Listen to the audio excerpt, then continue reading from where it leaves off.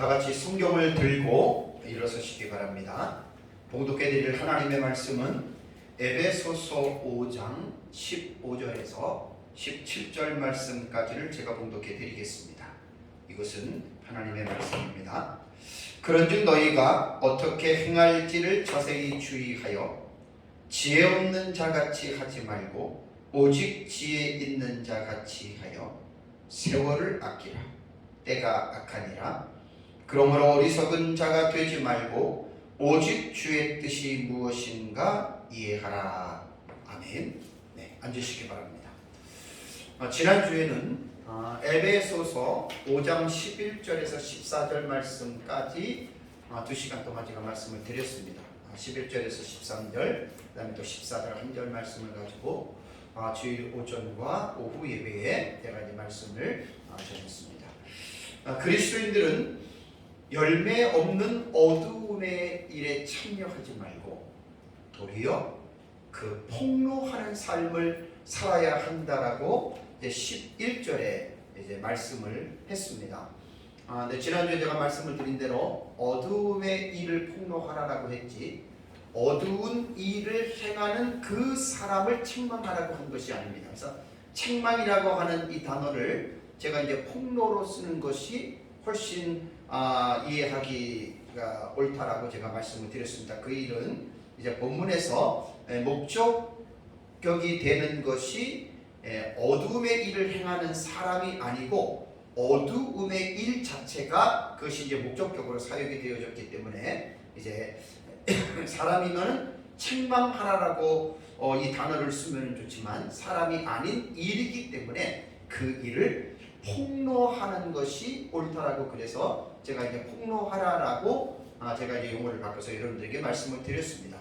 그런데 이제 우리가 어둠의 일을 폭로할 때에 주의해야 할 점은 꼭 명심하셔야 됩니다. 왜냐하면 어둠의 일을 폭로할 때 어두움의 일 자체를 폭로하는 우리 그리스도인들의 자세가 사실 참으로 중요합니다. 왜냐하면 우리가 올바른 자세를 갖지 않으면 어두움의 일을 하는 그 사람들을 비난하고 우리가 정죄를 할 수 있기 때문에 어둠의 일을 폭로할 때 정말로 조심해야 됩니다. 그래서 예수님께서 가늠하다 붙잡힌 여인에게 예수님 말씀하시기를 나도 너를 정죄하지 않겠다라는 말씀을 기억하셔야 되고요. 어느 누구도 우리는 정죄할 만한 자격을 가진 자가 없다라고 하는 말입니다. 그리고 나서 이제 어둠의 일을 폭로하는 그 사람은 겸손하고 온유한 심령으로 어두움의 일 자체를 폭로해야 된다라고 하는 것, 이것도 잊지 말아야 되고, 더 중요한 것은 어둠의 일을 폭로하는 우리 그리스도인의 삶이 경건해야 된다라고 하는 말입니다. 로마서 2장에서 말한 것처럼 유대인들이 이방인들을 판단하면서 자기 자신들도 그러한 일을 행하는 그러한 어리석은 자들이 되었기 때문이죠. 그래서 저와 여러분들도 우리가 어둠의 일을 폭로할 때에 우리들의 삶이 경건한 삶이 뒷받침이 되고 우리 자신들이 그 어둠의 일을 행하는 자가 되어서는 어둠의 일을 폭로할 자격이 없다라고 하는 사실 꼭 기억하시기 바랍니다. 죄송합니다. 아직 좀 목이 완전하게 회복이 안 돼서요. 불편하시더라도 양해해 주시기 바랍니다. 이번 시간은 이제 제가 조금 전에 봉독해 드린 대로 5장 15절부터에 해당되는 또 새로운 단락에 대한 말씀입니다. 이제 5장 15절 이후의 문장은 원래는 15절에서 21절까지가 15절에서 21절까지의 크게 두 단락으로 이제 이 단락이 구성이 되어져 있습니다. 그래서 15절에서 21절까지의 화제는 지혜로운 삶을 살아갈 것과 성령의 충만한 삶을 살아가라라고 하는 것이 이제 15절에서 21절까지의 화제가 됩니다. 그럼 본 단락에 대한 개요를 제가 잠시 말씀을 드리면 우선 15절과 17절에 있는 내용이 한 문장이 됩니다. 15절과 17절은 오늘 이제 오전에 제가 설교할 내용인데 지혜로운 삶을 추구하라라고 하는 말입니다. 그래서 15절에 너희들이 어떻게 살고 있는지 너희 자신들을 주의 깊게 살펴보라라고 하는 내용이고요. 16절에는 때가 악하기 때문에 시간을 잘 선용해라라고 하는 말이고, 그 다음에 17절에는 때가 악하기 때문에 주의 뜻을 잘 이해하는 삶을 살아라라고 하는 것이 15절에서 17절의 단락에 대한 내용입니다. 그리고 이제 이번 주 오후와 다음 주에 설교할 내용이 18절에서 21절의 내용이 되는데, 18절과 21절을 보면 성령에 충만하게 되어라라고 말을 하면서 그 결과가 이제 나오는데, 18절에는 성령에 의해서 충만하게 되어져라. 이 오후 예배 때 자세히 말씀을 드리겠습니다. 우리말 번역이 조금 애매모호합니다. 왜냐하면 충만함을 받으라라고 우리말의 번역은 원래 이것이 수동태이기 때문에 성령으로 충만해져라, 충만해져라라고 하는 이런 수동태로 우리가 읽어야 되는데, 오후에 잠깐 그 부분은 제가 자세하게 설명을 하는 걸로 하고요. 그 다음에 19절과 21절은 성령에 의해서 충만하게 되면은 어떠한 결과가 나타나느냐.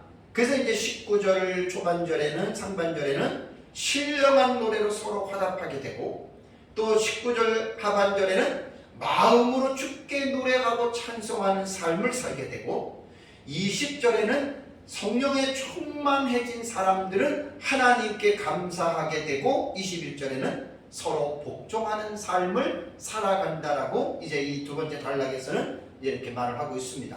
이제 오늘 이 시간에는 첫 번째 단락인 15절과 17절에 있는 내용에 대해서 말씀을 드리는데요. 15절과 17절은 조금 전에 말씀드린 대로 화제가 지혜롭게 살아가라고 촉구하고 있는 내용들입니다.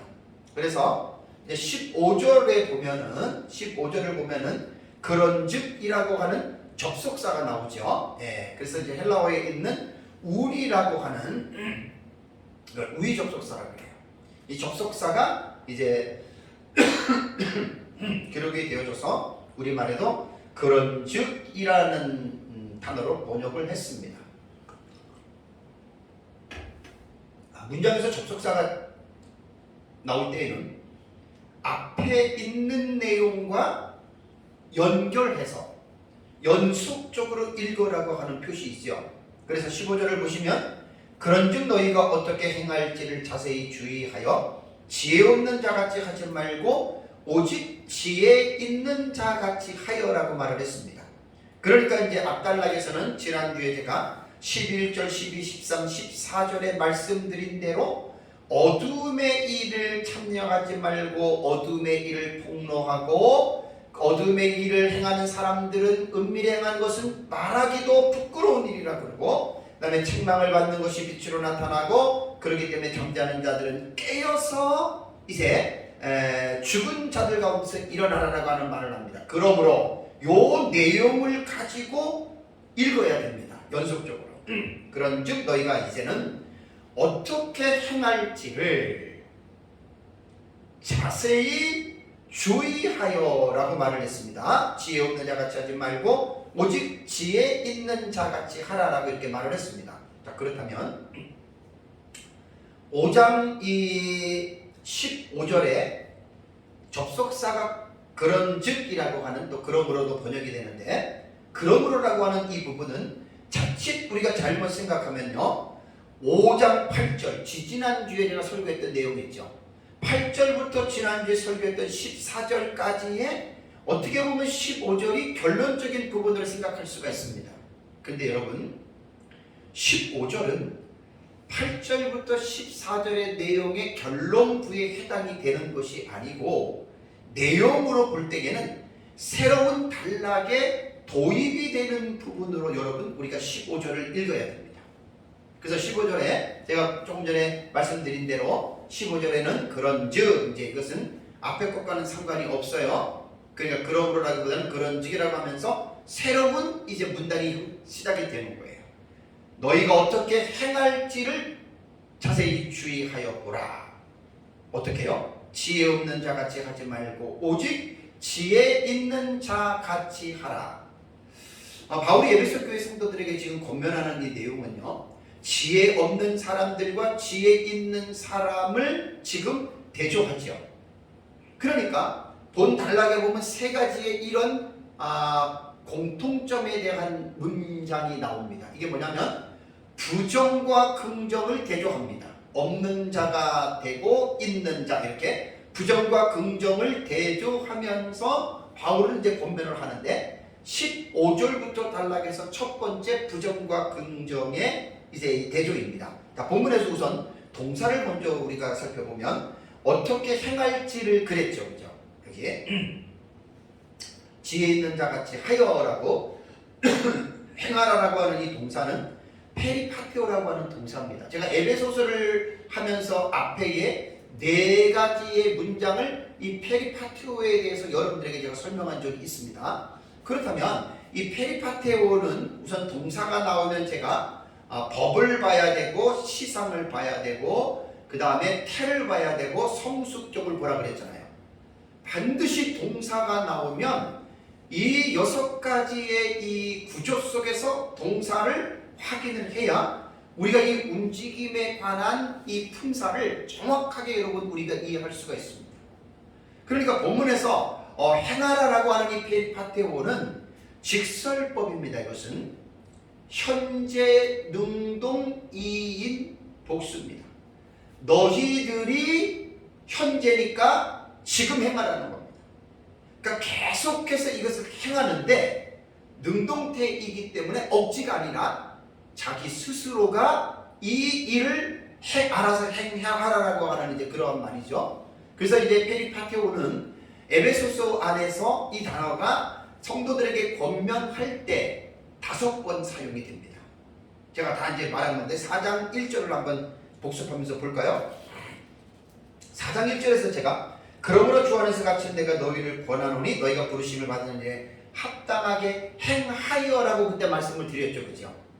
4장 1절에서 여기서 행하라라고 하는 이 단어는 이게 부정시상이라고 그랬습니다. 능동태입니다. 그러니까 부정시상은 어떻게 해석을 하라고요? 이거 계속 나오기 때문에 여러분들이 기본적으로 알아야 됩니다. 헬라어의 부정시상, 곧 정해져 있지 않는 시상은 단회적 아니면 단호함으로 해석을 해야 됩니다. 왜냐하면 이게 한두 가지만 제가 말을 안 하는데 이 부정시상을 영어로는 이것이 아우리스트라 그래요. 아우리스트. 이게 우리말로는 부정시상이고, 그래서 이제 헬라어에는 법에서 직설법을 빼놓은 나머지 명령법, 가정법, 시국법 그런 어떤 법, 나머지 법들은 과거라고 하는 용어를 쓰지 않습니다. 그걸 가지고 부정시상이라고 해요. 그런 경우에는 딱 단회적으로 해석하던 문맥을 통해서 단회적으로 하던가 단호함으로 해야 돼요. 요즘에 이제 성도들 중에서도 원어를 보는 사람들이 꽤 많이 늘어납니다. 저가 갖고 있는 바이블 렉스나 슈퍼바이블 같은 소프트웨어 프로그램을 가지고 있는 성도들이 꽤 많고, 또 바이블 허브라고 하는 영어로 나온 그 소프트웨어 프로그램이 이제 무료로 볼 수 있는 거기 때문에 영어로 하시는 분들은 바이블 허브를 휴대폰에 깔아놓고들 지금 다 보고 있어요. 거기 보면은 행하라라고 하는 이 말이 영어로는 거기 영어니까 아우리스트로 나온단 말이에요. 이런 경우는 단호하게 혹은 단회적으로 해석을 하라는 거죠. 그래서 제가 4장 1절에 여러분들에게 설교할 때 뭐라 그랬죠? 여기서 부르심에 받은 일을 합당하게 행하라라고 하는 말은 4장의 내용과 5장의 내용과 6장에 나타나는 그 말씀들을 행하라라고 하는 주제 문장이라는 거 기억나세요? 4장 1절은 이러한 주제 문장의 역할을 하는 매우 중요한 위치에 있다라고 하는 사실입니다. 이것이 이제 단호함으로 이것은 읽어야 됩니다. 다음에 4장 17절을 보세요. 4장 17절도 제가 설교할 때 그러므로 내가 이것을 말하며 주 안에서 증언하노니 이제부터 너희는 이방인이 그 마음에 험한 것으로 행함같이 행하지 말라. 말라 기억나세요? 메프라스 현재 명령. 여기에는 메케티라고 하는 이 단어를 썼습니다. 이것도 부정치상입니다. 그러니까 이방인들이 그 마음에 험악한 것을 행함같이 너희는 하지 말아라. 그 다음에 5장 2절을 볼까요? 5장 2절에도 그리스도께서 너희를 사랑하신 것 같이 너희도 사랑 가운데서 행하라. 여기에 행하라는 이제 명령형 그 현재주의 능동태.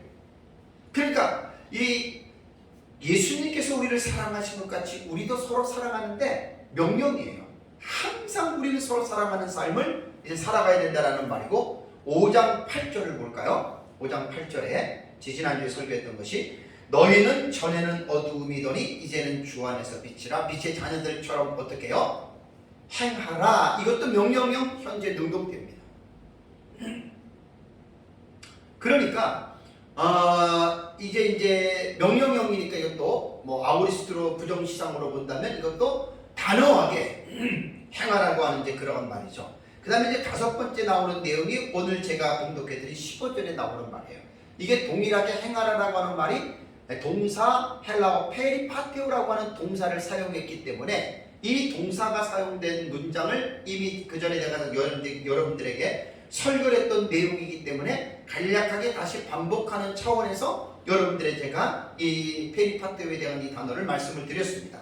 자, 그러면 이제 5장 15절에 어떻게 행할지를 이라고 하는 페리파테오는 아까 그랬죠. 직설법이라고 그랬어요. 현재 능동태입니다. 그러니까 이것은 항상 이것은 우리 스스로가 어떻게 행해야 될지를 우리가 살펴봐야 되는데 바울은 오늘 15절에서 지혜 없는 사람들이 아소포이라고 얘기를 합니다. 이게 이제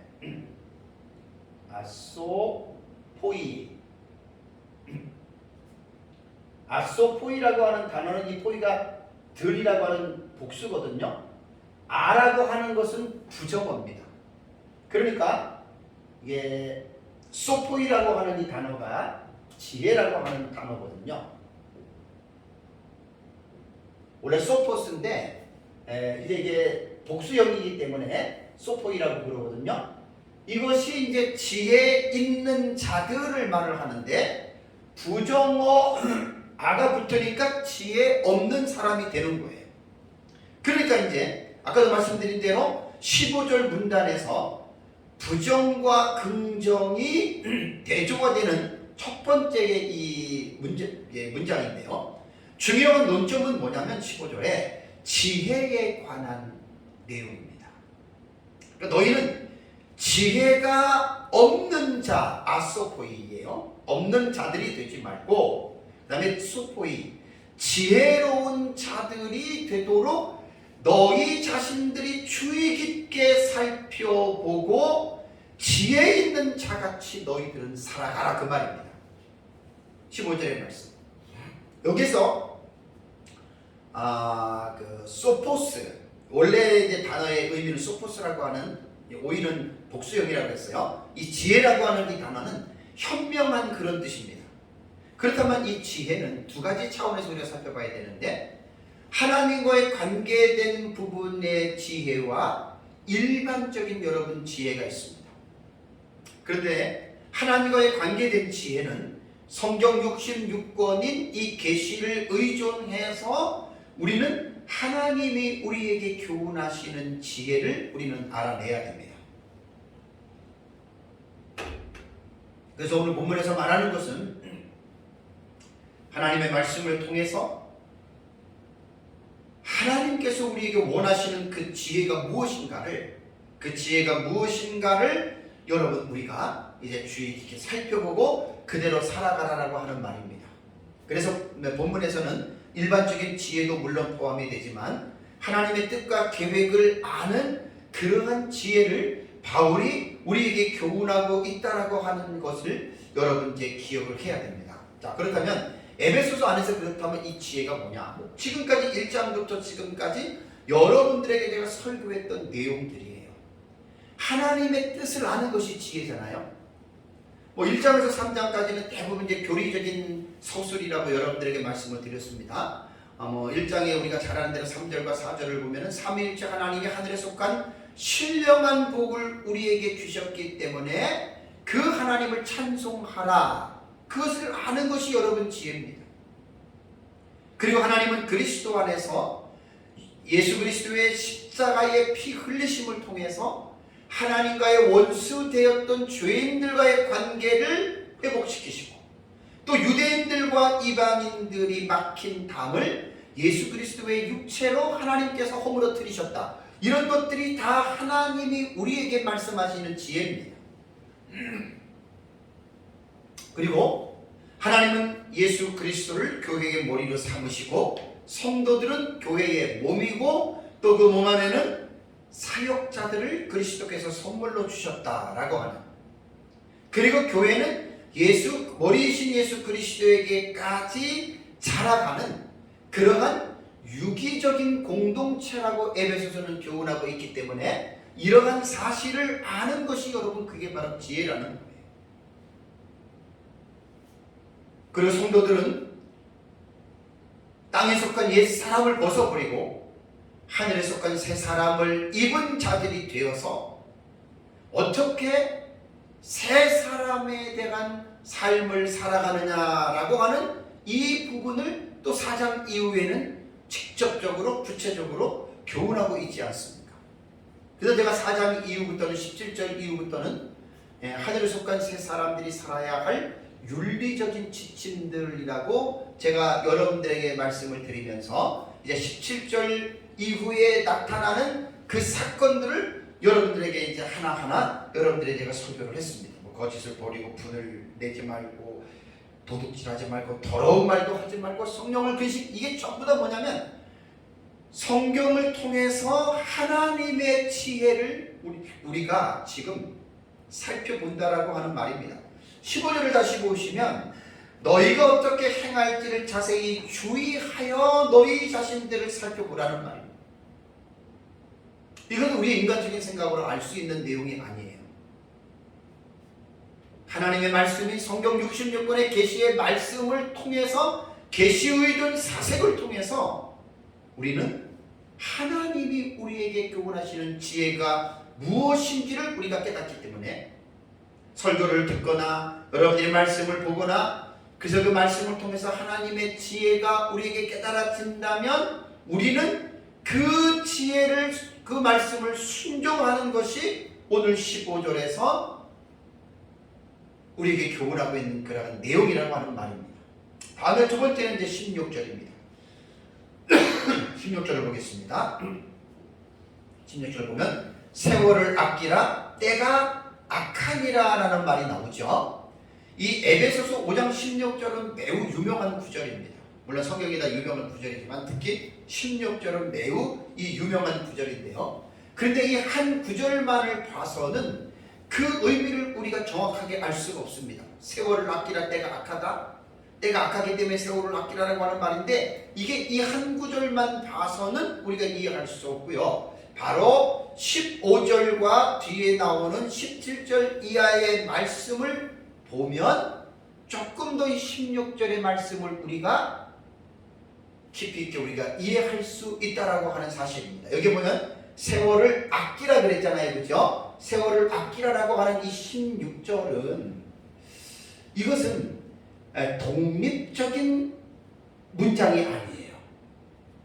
왜 그러냐면 우리말을 봤을 때에는 그냥 세월을 아끼라 때가 악하니라 그러면 독립적인 우리가 문장으로 읽을 수가 있는데 헬라어 원문을 보면은 15절을 보면은 자세히 주의하여 이제 살피라고 하는 말이 나오잖아요. 자세히 주의하여라고 하는 이 15절의 이 주동사가 바로 블레페테라고 하는 이 동사예요.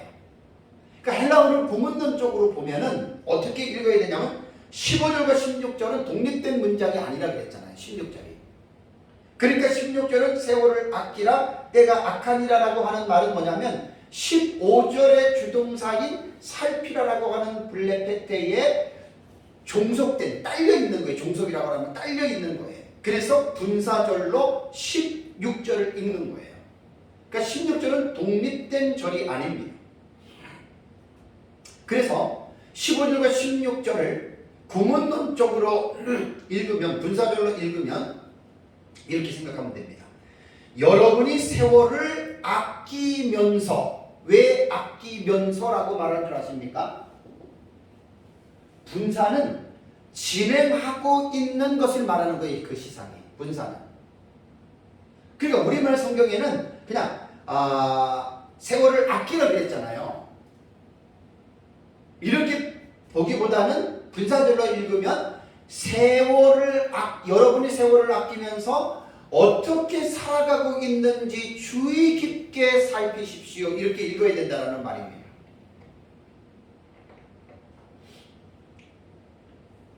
그래서 이제 헬라어에 보면은 구문론을 배우다 보면 이제 이런 것들은 정확하게 헬라어 안에서는 구분이 됩니다. 그래서 이제 우리말 성경 번역에는 이러한 구문론은 제대로 번역하지 않는 문장들이 사실 너무 많아요. 너무 많아요. 원어를 아예 안 보시는 분들은 그걸 뭐 모르기 때문에 그냥 이렇게 하는데, 원어를 조금 배우고 공부하다 보면 너무 많아서, 그래서 이제 설교자들은 원어를 꼭 공부를 해야 된다라고 제 자신도 지금 공부하고 있고, 그렇게 제가 지금 말씀을 드립니다. 여기에 보면 세월이라고 하는 카이로스라고 하는 단어, 여러분 기억나세요? 카이로스? 카이로스, 그 다음에 제가 뭐라 그랬어요? 크로노스 얘기를 했죠. 그죠? 그 다음에 아이오니오스, 기억나세요? 이 단어들? 헬라어의 시간을 말해주는 명사가요, 카이로스가 있고 크로노스가 있고 아이오니오스가 있어요.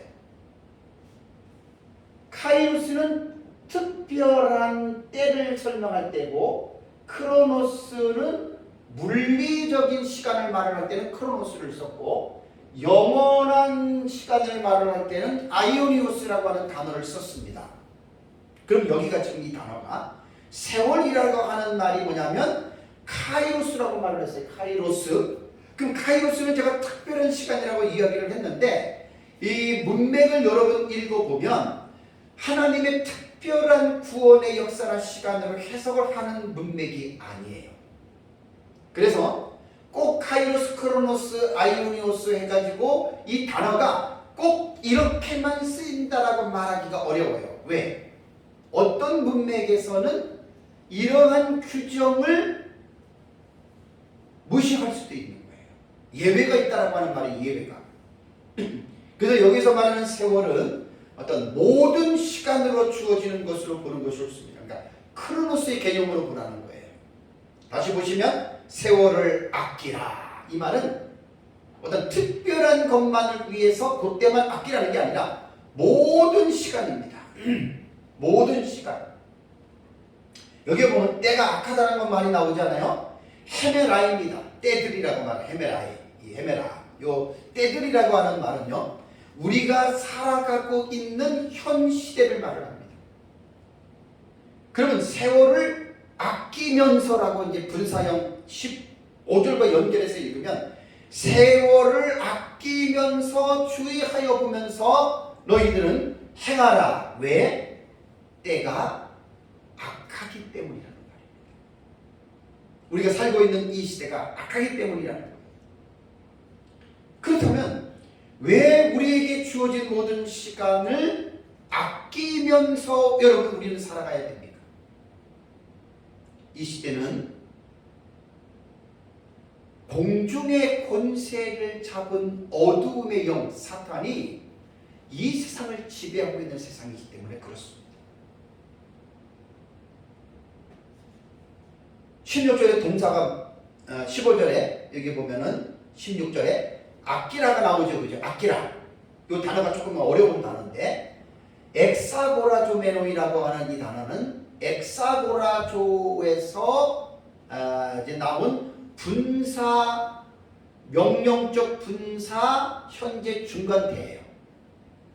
그러면 이 엑사고라조라고 하는 이 단어는 원래 구속하다 혹은 속량하다라고 하는 단어입니다. 그러면 이제 이 말을 그대로 이제 읽는다면 시간을 구속하라는 거예요. 건지라는 거예요. 이렇게 사실 해석하는 것도 상당히 의미가 있습니다.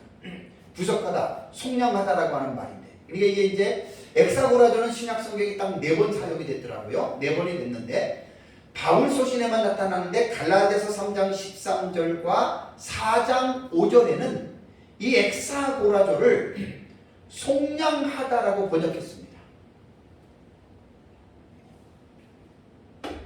그러니까 우리들을 죄에서 우리들을 속량하셨다. 예수 그리스도께서 속량하다라고 번역을 했고, 지금 읽은 에베소 5장 16절과 골로새서 4장 5절에 이 엑사고라조가 한 번 더 나오는데 여기에는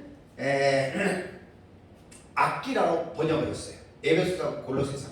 그러니까 시간을 아끼면서 이렇게 말을 했거든요. 그러니까 시간을 아끼라라고 하는 의미는 아까 말씀드린 대로 구속하다, 속량하다라고 하는 의미를 조금 더 어렵지만 가지고 온다면 우리에게 제공되는 그 그 시간을 찬스라고도 번역하더라고요. 기회로. 그 기회를 건지라는 말이에요. 우리는 우리에게 주어지는 그 시간들이 있는데 그 시간들을 허비하고 낭비하는 것들이 많이 있잖아요.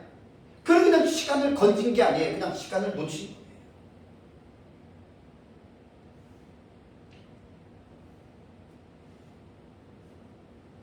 우리에게 주어진 시간은 모두에게 동일합니다. 지혜로운 사람들은 그 시간을 낭비하지 않아요. 그냥 지나가게 내버려 두지 않아요. 그 시간을 건진단 말이에요. 이게 엑사고라조의 의미예요.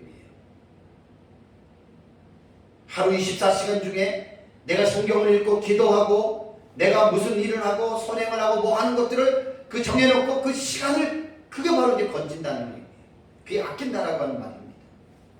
근데 여기에서 엑사고라조는 중간태라 그랬죠. 중간태. 그러니까 분사니까 아끼면서 계속적 용법이란 말이 계속. 우리에게 주어진 시간은 한 번 지나간 시간은 돌아오지 않습니다. 오늘도 우리가 이 주일날 우리에게 24시간이 주어졌고 우리가 그 시간 가운데 오늘도 하나님 앞에 나와서 예배하는 공동체로 우리가 이 시간을 드리는 것은 우리가 지금 이 시간을 우리가 지금 건진 거예요. 오늘 예배에 참석했잖아요. 그런데 이 시간을 아끼는, 시간을 건지는 이 동사의 움직임이 뭐냐? 중간태라고 했습니다. 중간태. 중간태가 아주 미묘한 의미가 있습니다. 뭐 영어나 우리말에는 중간태가 없는데 중간태는요, 모양은 헬라어 단어를 보면 수동태로 되어 있어요. 수동태로 되어져 있는데 해석은 수동태로 하라는 게 아니에요. 능동태로 하라는 거예요. 왜냐하면 중간태는 많이 나오기 때문에 제가 여러분들에게 에베소서 1장부터 꽤 많이 여러분 중간태, 부정시상, 단어왕, 단해적 이건 여러분들에게 꽤 많이 드렸어요. 왜냐하면 마태복음부터 계시록까지 신약 성경에 이러한 의미가 되게 많이 나옵니다. 중간태, 부정시상 되게 많이 나오기 때문에 뭐 한 번 들어서 모르면 10번 듣고 10번 들어서 모르면 20번 계속 제가 신약 성경을 설교할 때는 이 의미를 설명할 거거든요. 자, 중간태는 누구를 위한 것이라 그랬어요. 특징이 나를 위해서예요. 그러니까 이게 뭡니까? 세월을 아끼라, 세월을 아끼면서는 이 태가 중간태라고, 능동태는 자기 스스로 자기 마음에 우러나온 대로 하는 것이 능동태예요. 억지로 가라는 게 아니에요.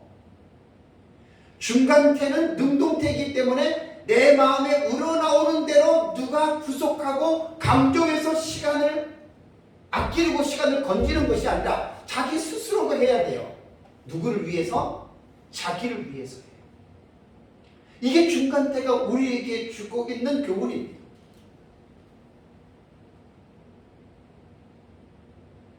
설교대와 성도들에게 여러분 때가 악하니까 시간을 아끼십시오. 그러면 성도들 입장에서는 목사님이 우리에게 또 구속하네 이렇게 생각하지만 중간태이기 때문에 여러분들 자신을 위해서 여러분들이 스스로 악한 세상에 살아가면서 여러분들이 시간을 구해내십시오. 시간을 건지십시오. 시간을 아끼십시오. 그런 말입니다.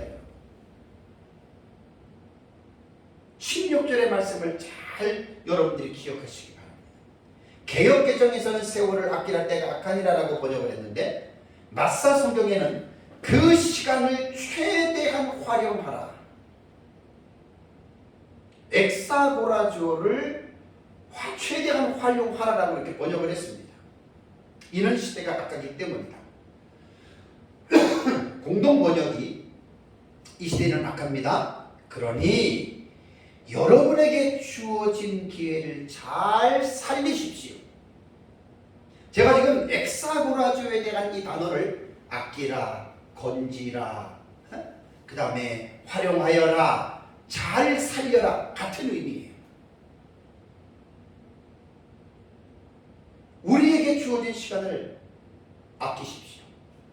잘 건지십시오. 최대한 활용하십시오. 최대한 잘 살리십시오. 제가 이 엑사고라조를 풍성하게 여러분들에게 지금 설명을 해준 것입니다. 그럼 여러분들이 이걸 받으셔야 돼요. 이게 명령이라고 그랬잖아요. 명령. 명령적 분사예요. 중간태란 말이에요. 남을 위해서 시간을 아끼는 게 아니라 여러분들 자신을 위하여 중간태가 그거란 말입니다. 아끼시기 바랍니다.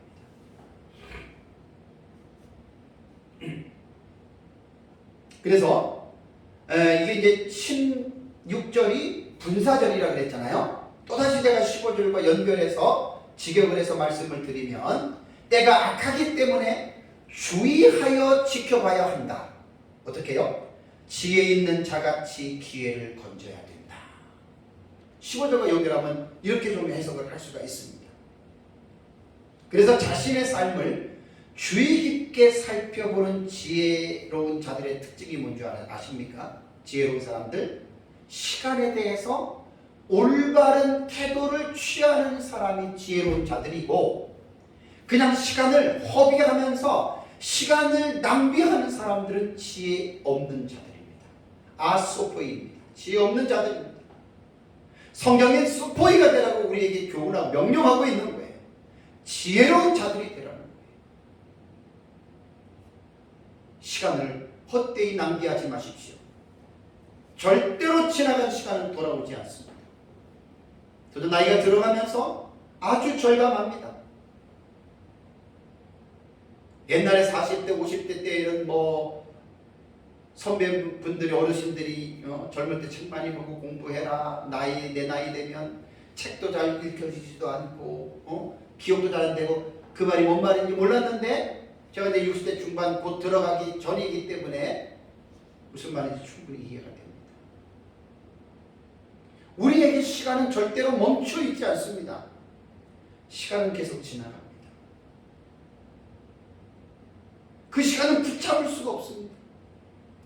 그렇기 때문에 지혜로운 자들이 되어야 되는 거예요. 5세기에 유명한 기독교 거구였던 구라파의 탕자, 그러면 누구죠? 어거스틴이에요. 어거스틴을 아우구스티누스라고도 얘기를 하죠. 아주 구라파의 탕자라고 그러죠. 어거스틴이, 그의 어머니가 모니카예요. 자기 교회에 있는 암브로시우스 목사님에게 가서 내가 내 아들을 위해서 그렇게 눈물로 기도하는데 들리는 소문에 의하면 이 자식이 술이 먹고 방탕하고 방황하고 애 있는 여자랑 같이 살고 쾌락하고 탐닉하는 삶을 산다. 그러니 어머니 마음이 얼마나 아프겠어요. 그냥 엄마가 가만히 있는 사람이라면 말을 안 해요. 늘 기도하는 믿음의 어머니 모니카거든요. 그때 암브로시우스 목사님이 한 말 기억나시죠? 눈물로 기도한 자식은 망하지 않습니다. 명언입니다. 기도하지 않는 자식은 망할 수 있어도 더군다나 눈물이 들어간 기도는 절대로 그 자식 망하지 않습니다. 이 하나님 언약입니다. 어느 날 어거스틴이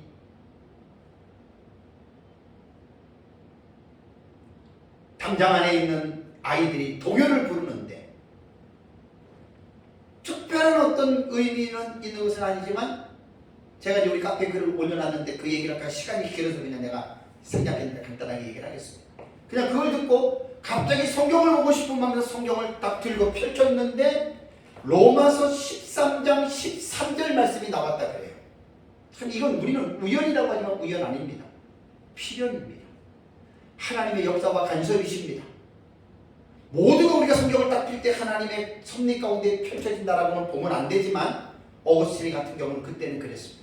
로마서 13장 13절을 딱 피니까 그 말이 뭐냐면 낮에와 같이 단정히 행하고 방탕하거나 술 취하지 말며 음란하거나 호색하지 말며 다투거나 시기하지 말고 이 말씀을 보는 순간에 어거스틴이 회개했다는 거예요. 왜? 자기가 그런 삶을 살았거든. 아주 유명한 말씀이죠. 그래서 로마서 13장 12절부터 객절 14절까지 내용을 한번 여러분 찾아서 읽어보실까요? 로마서 13장 12절과 14절의 말씀 아주 유명한 말씀인데 이 말은 그렇습니다. 밤이 깊고 낮이 가까웠으니 그러므로 우리가 어둠의 길을 벗고 빛의 갑옷을 입자. 낮에와 같이 단정히 행하고 방탕하거나 술 취하지 말며 음란하거나 호색하지 말며 다투거나 시기하지 말고 오직 주 예수 그리스도로 옷 입고 정욕을 위하여 육신의 일을 도모하지 말라. 이 말씀을 읽고 어거스틴이 회개하고 돌아섰다는 것 아닙니다.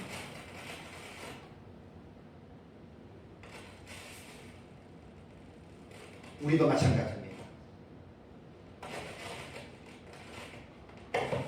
이 세상을 잘 여러분 우리는 지혜 있는 자같이 하여 우리 자신들을 지금 살펴봐야 됩니다. 내가 지금 시간을 어떻게 사용하고 있는가. 저는 사실 늘 성경을 연구하는 일을 하고 있기 때문에 100시간도 하루에 모자라요. 내 한 번 가지고도 모자라요. 시간만 나면 성경 연구하고 설교하고 강의하는 게 내 일이고 책을 읽어야 되는데 오히려 내가 이제 그 못 따라가요. 정말 여러분 시간들을 낭비하지 마시기 바랍니다. 다음에 마지막 세 번째는 17절입니다. 17절을 보면 그러므로 어리석은 자가 되지 말고 오직 주의 뜻이 무엇인가 이해하라. 그러므로는 15절과 16절의 내용을 가지고 읽어야 됩니다. 연결되는 접속사잖아요. 그러므로 그럼 어떻게 하라는 거죠? 어리석은 자가 되지 말라는 거예요. 그러면 앞에 15절과 16절을 볼 때는 세월을 아끼지 않는 사람이 어리석은 자예요. 세월을 아끼지 않는 사람이. 악한 세상은 지금 악한 세상인데 시간을 건지지 못하는 사람, 시간을 낭비하는 사람, 그게 어리석은 자가 되는 거예요. 그 19절에는 그러므로 어리석은 자가 되지 말고 우리에게 또 뭘 교훈하고 있지요? 오직 주의 뜻이 무엇인가 이해하라. 여기서도 17절 문장은 앞에서 제가 15절에 말한 것처럼 부정과 긍정을 또 대조하는 문장이잖아요. 어리석은 자가 되지 말고 주의 뜻이 무엇인가 이해하라. 또 18절에도 술 취하지 말라. 방탕한 것이니 성령의 충만한 것. 이게 정말 부정과 긍정의 대조예요. 그래서 설교 초두에 이 문단에 3번이 나온다 그랬잖아요. 자, 여기서 어리석은이라고 하는 말은 아프로네스라고 하는 단어거든요. 헬라어. 아프로네스라고 하는 말은 아프론, 이 단어의 형용사 축적 남성 복수입니다.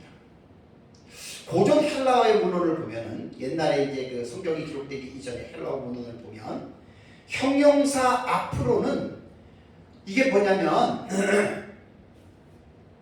아까 요거 아소토이도 마찬가지예요. 이게 부정어가 이게 지금 있는 단어거든요. 부정어가 어리석다라고 하는 이 어리석다라고 하는 말은요. 이게 아프론, 네, 아프론 이렇게 되거든요. 앞으로는 이렇게 되는 거예요. 그런데 앞으로는 뭐냐면 이게 어리석다라고 하는 말인데 아가 부정 적도어라 그랬죠. 그러니까 단어 명사 앞에 부정 적도어가 붙어버린 거예요. 그러면 이 프롬이라고 하는 이게 프레네라고 하는 이 단어가 정신, 마음, 생각이라고 얘기를 해요. 그러니까 정신과 마음과 생각에서 유래된 단어인데 부정적도 아가 붙으니까 이 아프로네스는 어떻게 해석이 되냐면 이성이 없는 부정적도가 붙었으니까 혹은 지각이 없는 혹은 숙고하지 않는 혹은 무분별한 혹은 어리석은 그런 말입니다. 적도가 붙지 않으면 지각이 있는 사람이죠. 아주 지혜로운 사람이 되죠. 근데 여기서는 이 어리석은이라고 하는 단어가 그러한 뜻입니다. 그러니까 어리석은 자들은 어떠한 특징이 있죠? 주의 뜻을 알지 못해요. 하나님의 뜻을 이해를 하지 못합니다. 지혜로운 자는 하나님의 뜻을, 하나님의 그 계획을 이해하고 있는 자가 지혜로운 자들이거든요. 그래서 에베소서 2장 1절과 3절을 보면 어리석은 자들은 어떻게 살죠? 본질상 진노의 자녀들은 세상 풍조를 따르고 공중의 권세 잡은 사탄을 따르면서 살고 그들은 어떻게 사느냐? 육체와 마음이 원하는 대로 살아가는 자들이에요. 우리 그리스도인들은 내 육체와 마음이 원해도 그것이 하나님의 말씀에서 금하는 것이라면 그걸 따라가면 안 돼요. 거절해야 돼요. 그리고 이제 4장 17절 이하부터는 계속해서 어리석은 자들의 삶을 어떻게 말하고 있죠? 거짓말, 분냄, 도둑질, 더러운 말, 성령을 근심하게 하고 모든 악독과 노함과 분냄과 떠들고 비방하고 음행과 온갖 더러운 것과 누추함과 어리석은 말이나 희롱의 말 등등. 어리석은 자들은 땅에 속한 옛사람의 본능대로 살아가는 자들입니다. 본전에서 어리석은 자가 되지 말고 라고 하는 이 말은요, 메프라스 명령법입니다. 이게 현재 명령법이에요. 그러니까 메프라스 현재 명령법은 뭐를 메가 부정어니까 지금 하고 있는 것을 금지하라는 거예요. 어리석은 자가 되지 말라고 하는 말은 어리석은 일을 하고 있는 그것에서 그걸 금지하라는 거예요. 명령형입니다. 중간대입니다. 해도 되고 안 해도 되는 것이 아니라 그렇게 해야 됩니다. 어리석은 일을 당장 금해야 됩니다. 누구에게? 성도들에게.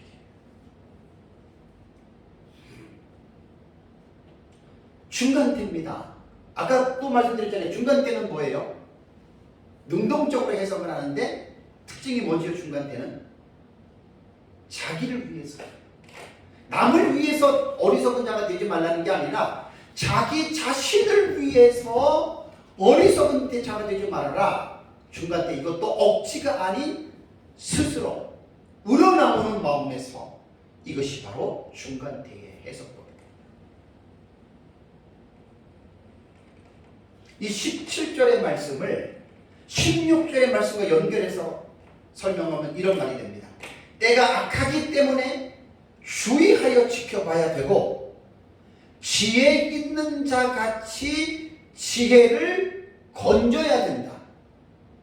그러기 때문에 너희들은 주의 뜻이 무엇인지 분별하고 이해하는 자가 되어라 라고 17절을 이렇게 연결해서 읽어야 됩니다.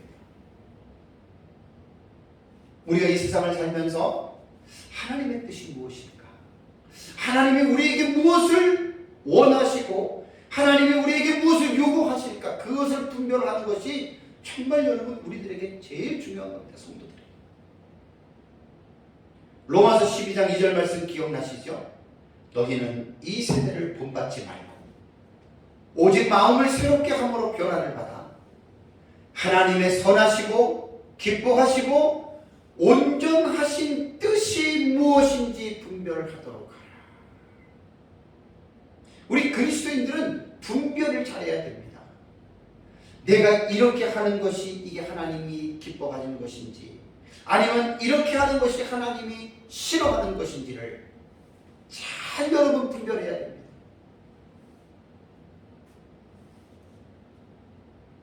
그래서 우리는 하나님의 말씀을 집중하지 않으면, 하나님의 말씀을 잘 알지 못하면 그런 그리스도인들은 자기 마음대로 사는 거예요. 자기 욕심대로 사는 거예요. 그리고 또 교회는 나와요. 그리고 또 자기는 하나님을 믿는 사람이라고 이야기를 해요.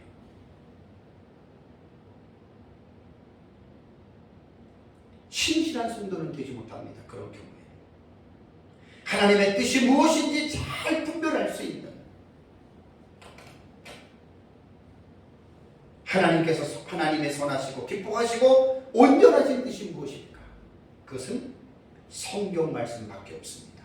기도도 하나님의 말씀 안에서 기도하지 않는 사람들은 거의 다가 자기 생각을 가지고 하나님의 응답을 받았다라고들 이야기들을 합니다.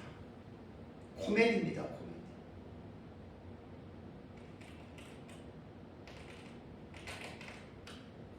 그래서 잠언에서 말하는 말씀의 귀를 돌이키고 하지 아니하는 그의 기도는 가증한 기도가 된다. 무조건 기도만 많이 한다고 기도가 아니에요. 그 기도가 하나님의 말씀 안에서 하나님의 말씀대로 하는 기도가 여러분 그것이 진정한 기도입니다. 말씀을 집어치고 말씀도 모르고 자기 욕심만 하나님 앞에 배설하는 그 기도는 진정한 기도가 아니고, 그런 사람들은 하나님의 선하시고 기뻐하시고 온전하신 뜻이 무엇인지 분별하지 못하고 자기 생각과 자기 감정을 가지고 착각에 빠져 있는 겁니다. 사랑하는 성도 여러분, 사도 바울은 에베소 교회 성도들을 향해서 지금 4장 17절 이하에서부터, 여러분 제가 그 포인트를 계속 강조하지요. 4장 17절 이하에서부터 유혹의 욕심을 따라 썩어져가는 구습을 따르는 옛사람을 벗어버리라. 4장 22절입니다. 그리고 오직 너희는 심령이 새롭게 되어 하나님을 따라 의와 진리의 거룩함으로 지으심을 받은 새 사람을 입으라. 4장 23절과 24절에 있는 내용입니다. 여기서부터 계속 제가 지금 강조하고 여기서부터 설교를 지금 계속 이어가고 있잖아요. 그리고 하늘에 속한 새 사람이 입어야 할 그 윤리적인 지침들이 있어요. 구원받은 사람은 자기 생각과 자기 마음대로 살아가는 게 아니라고 했습니다. 하나님의 계시의 말씀대로 여러분 살아가야 됩니다. 그래서 4장 25절부터 지금 계속해서 하늘에 속한 새 사람이 입어야 할 그 윤리적인 지침들을 계속해서 지금 성경을 제가 지금 여러분들에게 설교하고 있는 중에 있습니다. 그 다음에 이제 좀 가깝게는 5장 8절과 9절에 제가 이제 2주 전에 했던 설교잖아요. 거기 보면 너희는 빛의 자녀이기 때문에 빛의 열매를 맺는 삶을 살아가라. 이것이 주의 뜻을 이해하는 거예요. 그리고 지난주에 빛의 자녀로서 어둠의 일들을 폭로하는 자들이 되어라. 사람을 폭로하는 것이 아니라 그들이 행동하는 그 어둠의 일을 폭로해라. 명령형입니다. 부정시상입니다. 단호하게 드러내야 되고 능동태입니다. 억지로 드러내라는 것이 아니에요.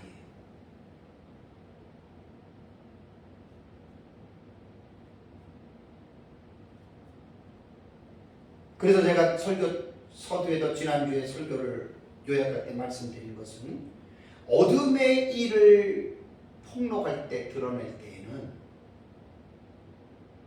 마태복음 7장 3절 5절 말씀 기억나십니까? 예수님의 교훈. 어찌하여 형제의 눈 속에 있는 티는 보고 내 눈 속에 있는 들보는 깨닫지 못하느냐. 보라, 내 눈 속에 들보가 있는데 어찌하여 형제에게 말하기를 나는 내 눈 속에 있는 티를 빼게 하라 하겠느냐. 외식하는 자여, 먼저 내 눈 속에서 들보를 빼어라. 그 후에야 밝히고 형제의 눈 속에 있는 티를 빼리라고 예수님이 말씀을 했습니다. 저와 여러분들이 어둠의 일 자체를 폭로하는 것은 선택사항이 아니라 명령이기 때문에 우리는 이 세상에서 어둠의 일 자체를 폭로해야 됩니다. 여러분, 드러내야 됩니다. 그런데 그 드러내는 자세에 있어서 우리가 주의해야 될 것을 여러분들에게 말씀을 제가 드렸습니다. 그래서 에베소 교회 성도들은 자신들이 어떻게 행할지를 자세히 주의하여 지혜로운 자가 되라라고 이제 오늘 말씀에는 권고하고 있고요. 그 다음에 지혜로운 자는 자기에게 주어진 시간을 잘 건지는 사람들입니다. 잘 아끼는 사람이고 잘 활용하는 사람이고 그 기회를 잘 살리는 자가 바로 지혜로운 사람이라고 하는 말입니다. 모든 사람들에게 주어진 시간은 하루 24시간입니다. 누구에게는 더 많이 주어지고 누구에게는 적게 주어지는 것이 아닙니다. 동일한 시간입니다. 우리가 살고 있는 이 세상이 악하기 때문에, 그러기 때문에 우리는 여러분 세월을 아껴야 된다는 말입니다. 세월을 아끼기 위해서는 17절의 말씀대로 어리석은 자가 되지 말고 오직 주의 뜻이 무엇인지 이해하라. 분별하는 자들이 되어야 됩니다. 그래서 빛의 자녀가 된 우리들은 남을 신경 쓰기 이전에 나 자신을 돌아봐야 됩니다. 우리 자신들을 자세히 주의하여 우리 자신들을 살펴야 됩니다. 성찰해야 됩니다. 그리고 우리 자신들이 하나님의 말씀을 의존해서 하나님의 말씀이 우리에게 요구하시면 하라고 하면 하고 하지 말라라고 하면 하지 않는 삶을 사는, 이렇게 하나님의 말씀을 순종하는 것이 예수 그리스도를 본받는 성화의 삶이라고 제가 여러분들에게 계속해서 지금 강조하면서 에베소서를 지금 우리가 읽어가고 있습니다. 그래서 저와 여러분들이 이 말씀을 잘 기억하시고 우리가 하나님의 말씀을 의존해서 이러한 지혜로운 삶을 살아가시는 여러분들이 되시기를 주님의 이름으로 축복합니다. 우리 곧 이어서